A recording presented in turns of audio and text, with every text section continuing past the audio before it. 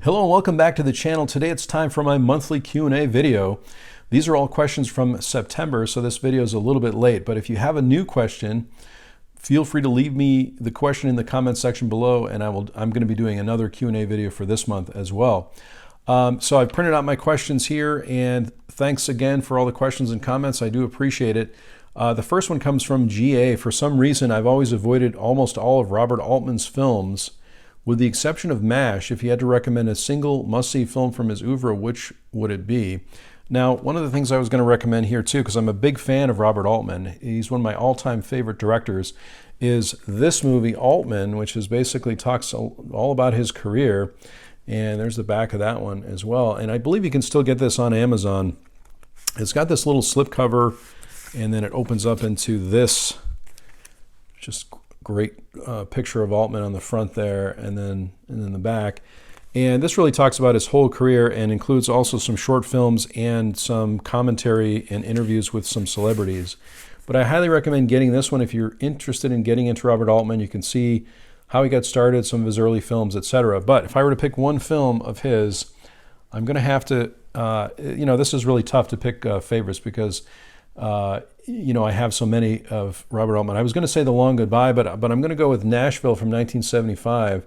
Now, this one's out of print from the Criterion Collection. This is the Criterion edition. I've seen Nashville before, so I've left this unopened for the time being.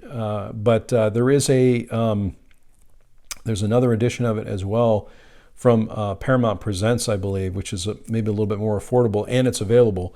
But this is great. This happens to be spine number 683 from the Criterion Collection. And this, I'm going to say this is one of his top movies. Now, he's got so many great films. It's really hard to pick one. I love The Player also. That's a great movie.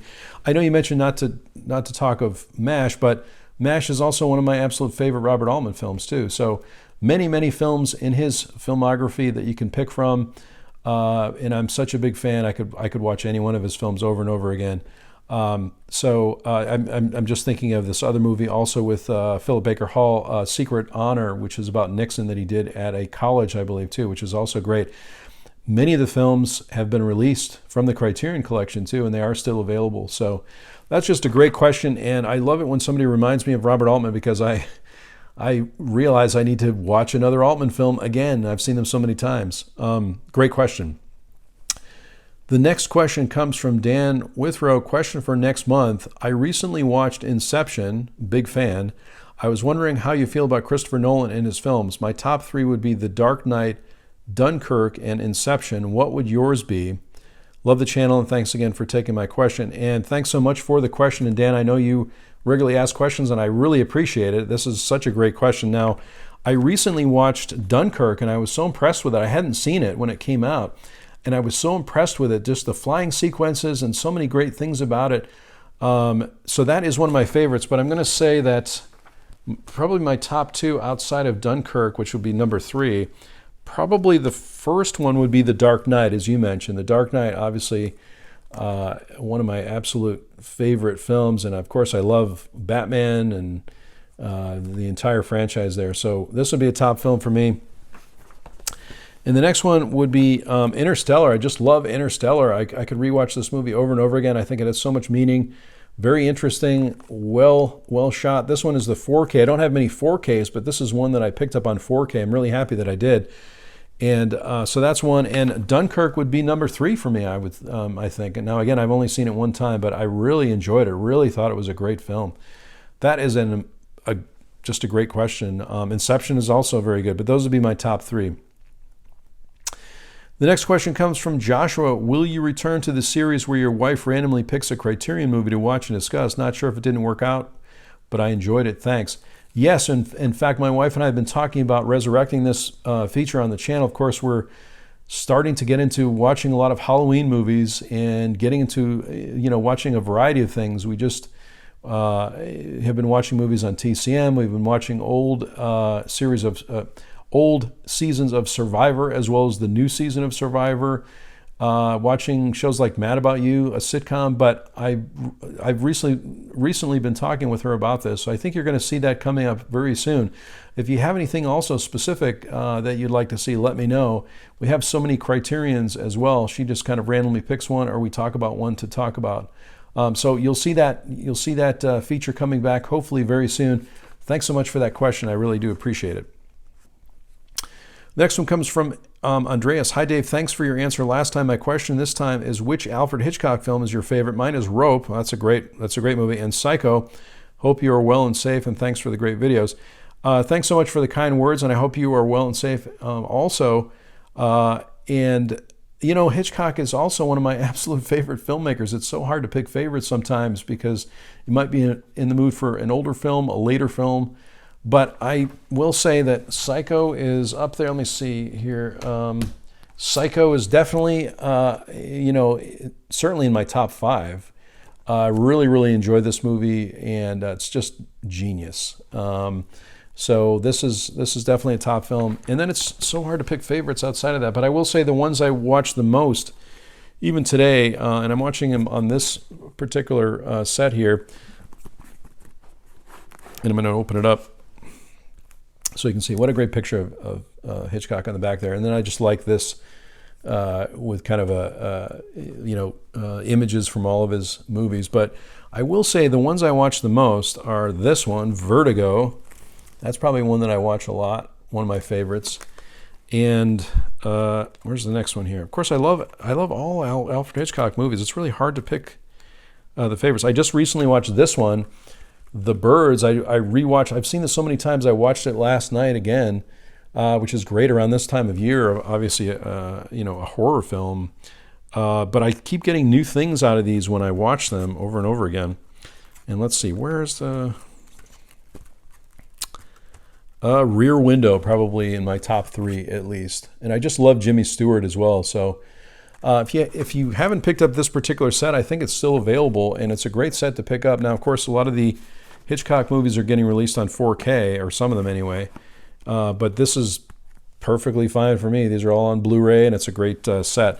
And I do have a lot of the releases of Hitchcock films from the Criterion, from Criterion as well. So some of the earlier films, or 39 Steps, etc., are there. But wow, I could talk forever about Hitchcock, and I really love his films.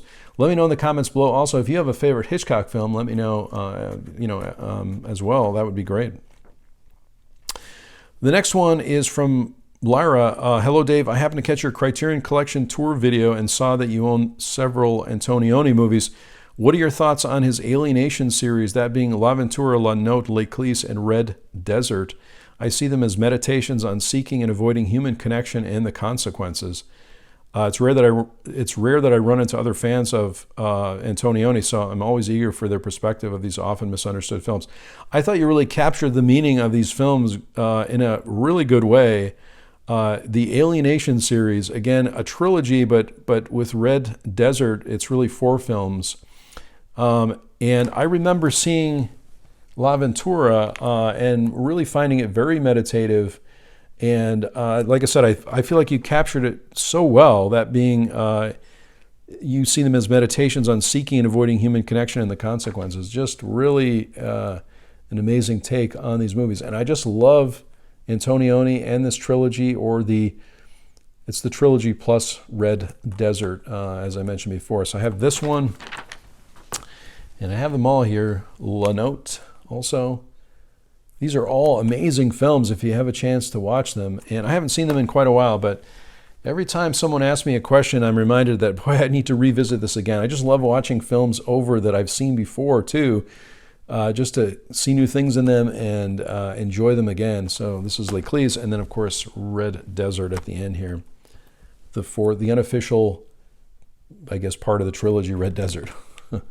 And there it is there. So that's a great question. I love those films. Out of those films, I guess I will ask you a question. Do you have a favorite out of those films? I think L'Avventura for me is the first one I saw. So I think I have a special liking for that particular one, but I love all the films.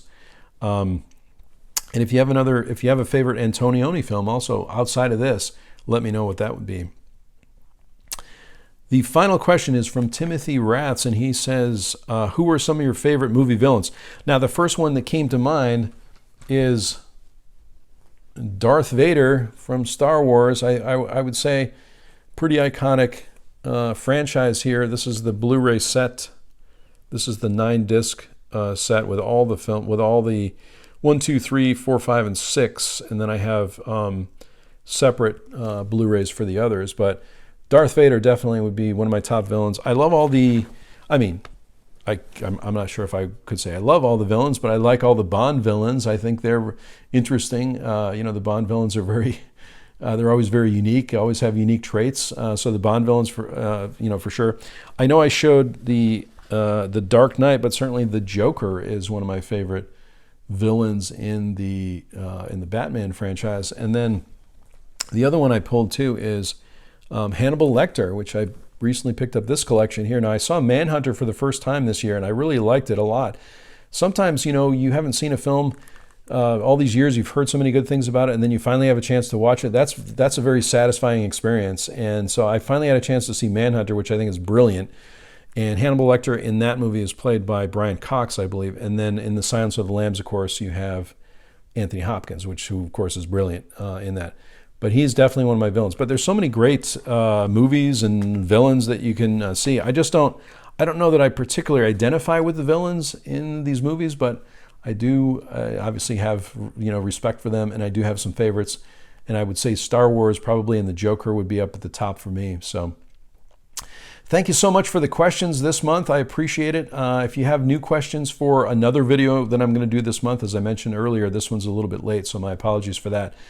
I will be doing another video in late October, early November. So leave me a question below, and I will add that to the list and do another one of these. I'm really enjoying these. I enjoy answering all the questions and responding to comments and things like that. So thanks so much for watching this video. If you like this video, click on like. If you haven't subscribed to my channel, please do subscribe. That would be awesome. I sincerely hope that everyone is safe and well, and I'll talk to you soon.